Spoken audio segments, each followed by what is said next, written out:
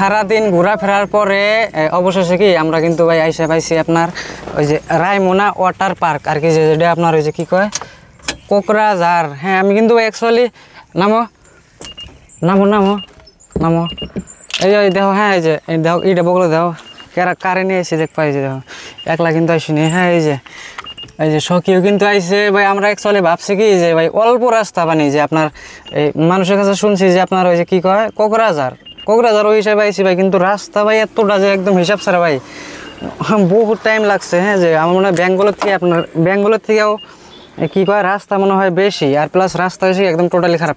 নামো নামো নামো, হ্যাঁ নামো,